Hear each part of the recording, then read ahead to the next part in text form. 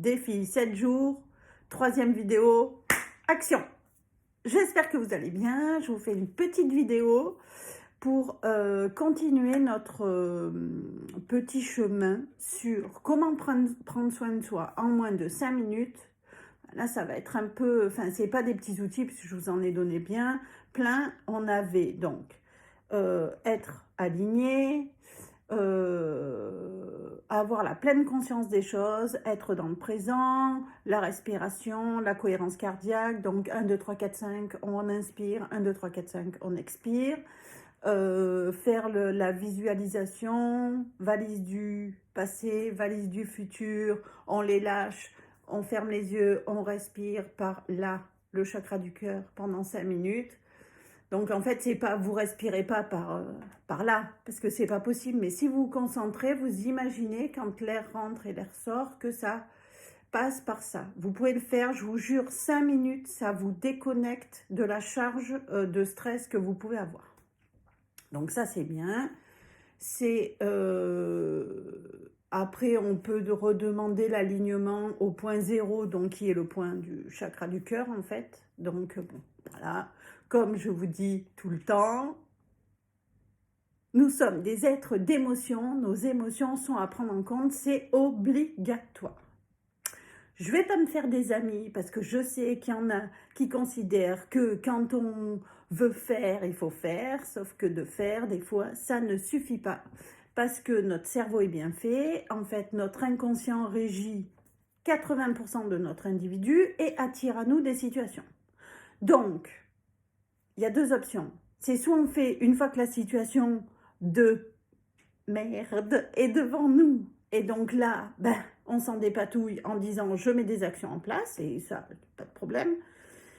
Moi, la vision que j'ai et le point d'approche que j'ai, c'est de comprendre comment cette situation est arrivée, puisqu'en fait, pardon, je vais casser le mythe, mais nous n'avons pas, c'est pas notre cœur ou nos envies qui font que les choses arrivent à nous, c'est un programme d'exécution avec des failles, des manques, des peurs, des loyautés. Et ça nous fait attirer à nous des situations pas très sympathiques, on va dire, au fur et à mesure de notre vie.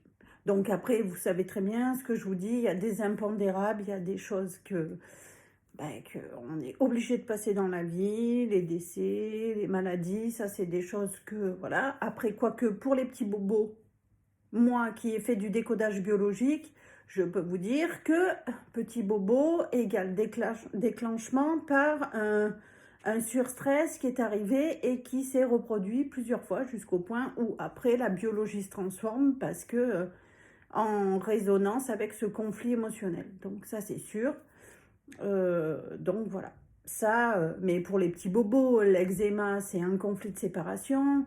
Le psoriasis, c'est un double conflit de séparation. Les allergies, souvent, on est allergique pas à... Enfin, on devient allergique à, par exemple, je sais pas moi, par exemple, au poil de chat, souvent on entend ça. En fait, c'est pas l'animal en lui-même, c'est le souvenir qu'il déclenche inconsciemment qui fait qu'il y a une séparation et que du coup, cette séparation est tellement douloureuse que pour éviter de la revivre, on va se mettre à éternuer, éternuer, éternuer. Donc, souvent, c'est comme tout, en fait, la biologie, notre physiologie se change, ouais, notre biologie se change régulièrement. Petite parenthèse fermée. Donc, pour prendre soin de soi en moins de 5 minutes, l'important c'est d'être vraiment, d'identifier le mécanisme, les fonctionnements qu'on va mettre en place. Alors pas quand tout va bien, hein, parce que c'est pas tant le problème, mais quand on doit faire face à quelque chose qui nous convient pas, généralement, enfin qui attire à nous des situations qui tôt ou tard, comment je vais vous dire ça, font forcément appel à une blessure, puisque c'est cette espèce de déséquilibre inconscient que je vous parlais tout à l'heure. Je m'explique. Je vais vous donner un exemple ou je vais m'expliquer comme ça. Admettons que dans votre construction de petit enfant et de conception et avant la conception et dans votre histoire familiale, il y a eu, donc on a vu que les blessures se répétaient. Souvent, chez un des deux parents, on va avoir le fonctionnement. Et dans les 5 blessures de l'âme, donc qui sont l'abandon, le rejet, la trahison, l'humiliation et l'injustice, on a des blessures en fonction du parent de même sexe ou de sexe opposé. Donc ces blessures-là se mettent en place, généralement, allez, on va faire large, de la conception jusqu'à 6 ans. Voilà. Et donc, en fonction du type de parent qu'on a et du fonctionnement du parent, on va mettre en place un espèce de mécanisme. Donc, pour l'abandon, par exemple, ça va être avec le parent du sexe opposé. Donc, on va mettre en place un comportement de grande dépendance aux gens, ou paradoxalement, on peut arriver à être indépendant, mais indépendant n'est pas autonome. C'est indépendant, c'est je me tiens à l'écart des autres parce que c'est trop dangereux pour moi. Et donc ça, donc parents du sexe opposé, si on est une fille, le père, si on est un garçon, la mère. Et donc on va chercher dans son fonctionnement typique l'approbation des autres, l'affection des autres. On a besoin, en fait, il faut que je sois entourée, sinon, si la personne sort de mon univers, je vais me sentir complètement perdue. Donc, pour travailler ça, en fait, on va travailler l'autonomie. Après, on a la blessure de rejet, qui est proche de la blessure d'abandon, mais le rejet, elle, est vécu avec le parent de même sexe. Et en fait, c'est une blessure qui est extrêmement profonde parce que celle-là, elle se crée avant la conception et le ressenti que la personne a, c'est vraiment le non-droit d'exister. C'est vraiment une blessure, on se sent rejeté dans son être en fait. Donc, le fonctionnement qu'on va mettre en place, c'est d'être hyper perfectionniste, enfin, et on va toujours avoir ce sentiment d'avoir peur de ne pas y arriver, peur de mal faire, peur de se tromper. Souvent, on va attirer des situations qui vont nous mettre en situation de rejet. Donc, soit avec des gens, soit, par exemple, je sais pas moi, un travail où on va se sentir à l'écart. Ça va être des situations, oui, où au bout d'un moment, on sera rejeté. Et donc là, pour arriver à sortir de ça, il faut que la personne arrive à travailler sur son ego, parce que ça va être surtout la blessure de rejet, on va la sentir comme quelqu'un qui va dire « Ah non, mais il m'a fait ça à moi, mais comment c'est possible ?» Enfin, vous voyez. Donc, c'est vraiment la personne, le moi identitaire qui est mis en avant. Après, nous avons la trahison. Donc, la trahison, là, c'est la confiance est détruite. C'est avec le parent du sexe opposé avec lequel il y a beaucoup d'amour. Et il y a de la déception. On a été trahi.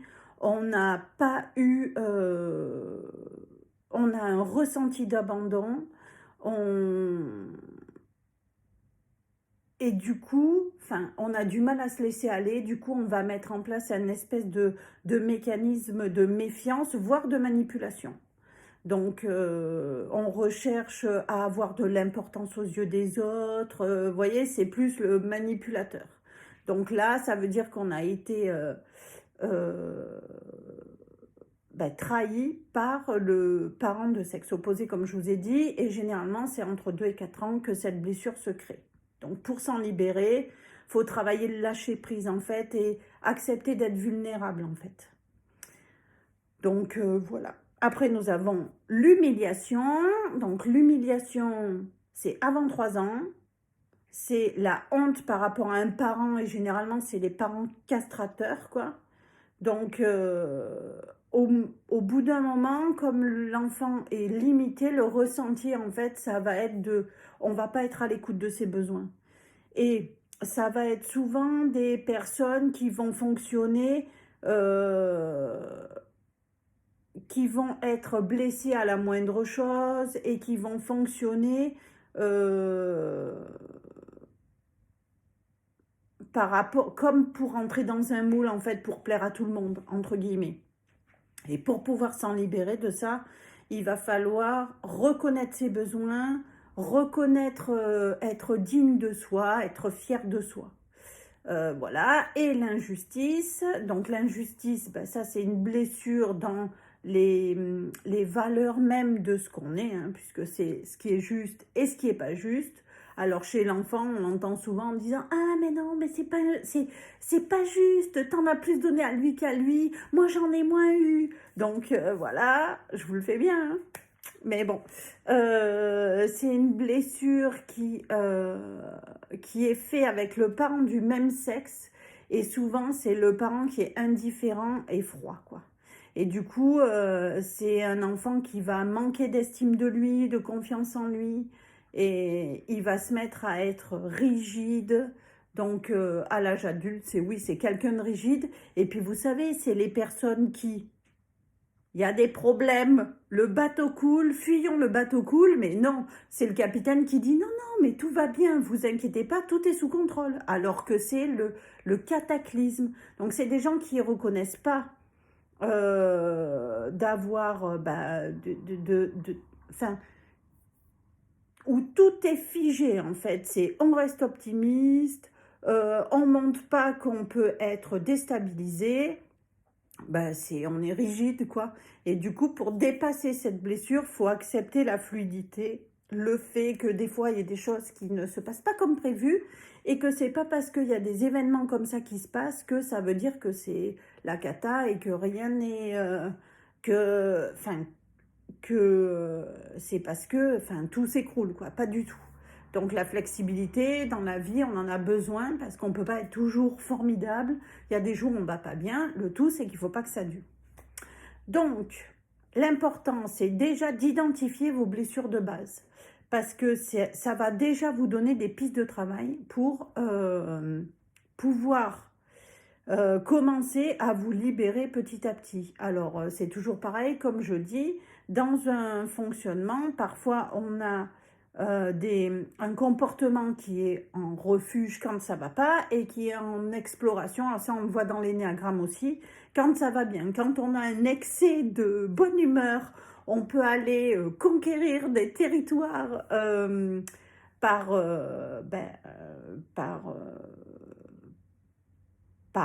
bonne humeur, et quand on est malmené, on va avoir tendance à aller se réfugier dans un certain comportement. Et c'est là, c'est bien de se poser la question, parce que du coup, ça va vous aider à identifier comment on peut dépasser ces blessures-là. Par exemple, l'abandon, il faut travailler l'autonomie. Qu'est-ce qu'il peut y avoir, la trahison, il faut travailler le lâcher prise.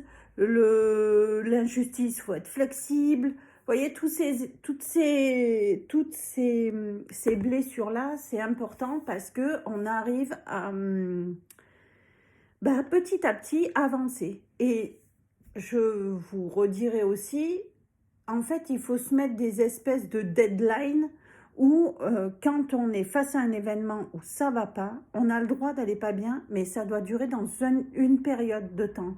Parce que sinon, vous allez vous faire envahir par cette espèce d'émotion négative et du coup, vous allez ruminer, ruminer, ruminer, ruminer. Et à force de ruminer, qu'est-ce qui se passe? C'est que en biologie, dans notre corps, si on commence à trop ruminer la chose, c'est comme si le cerveau, lui, il met en place un espèce de fonctionnement de vous maintenir en vie. Quelqu'un qui va trop se prendre la tête, trop réfléchir au point de ne plus dormir, etc., le cerveau c'est comme s'il envoyait des signaux en disant, tu sais quoi, vite, remets-toi d'équerre, parce que sinon je vais déclencher un symptôme pour que tu te concentres sur ce symptôme et que tu arrêtes de penser à ça. Donc, je vous dis, enfin, je vous fais le schéma en gros, mais souvent, le corps fonctionne comme ça. Par exemple, pour le territoire, et notamment les infections urinaires, par exemple, en décodage biologique, souvent, on prend référence sur comment fonctionne un animal, puisque un animal, il n'a pas de raison, et donc il fonctionne à l'instinct. Quand il y a une emprise sur le territoire, par exemple, les chats vont uriner pour faire leur marquage de territoire. Ça veut dire qu'ils vont uriner beaucoup pour marquer leur territoire. Et souvent, les gens qui font des infections urinaires vont avoir quelqu'un qui arrive, qui veut rentrer sur le territoire, on n'est pas trop d'accord de le laisser rentrer. Donc, quand on n'est pas capable de dire non, mais j'ai pas envie que ça se passe comme ça, c'est moi qui décide. Et puis voilà, des fois, on voit même pas le truc arriver. Et souvent, quand le symptôme se déclenche, on ne le voit pas du tout arriver. Donc, par exemple, quand c'est comme ça, quelqu'un qui veut s'incruster du style, etc., on va dire, on ne se rend pas compte et d'un coup, on déclenche une infection urinaire. Et c'est là où il faut se dire, non mais qui veut arriver sur mon territoire? Je ne veux pas le laisser rentrer. Donc, je fais comme les chats, j'active trop ma vessie, en fait, et donc je l'irrite parce que je veux marquer mon territoire. Donc, vous voyez, pour les maladies, c'est quand même pas mal d'avoir le décodage biologique parce que ça va nous donner des pistes de travail. Voilà, mais ça, je vous en parlerai.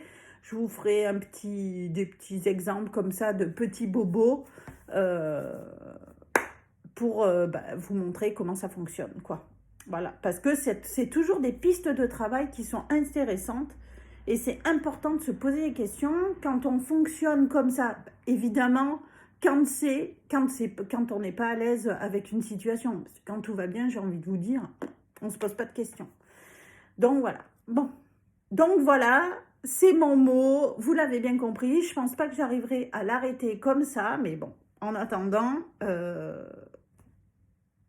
c'est mon expression.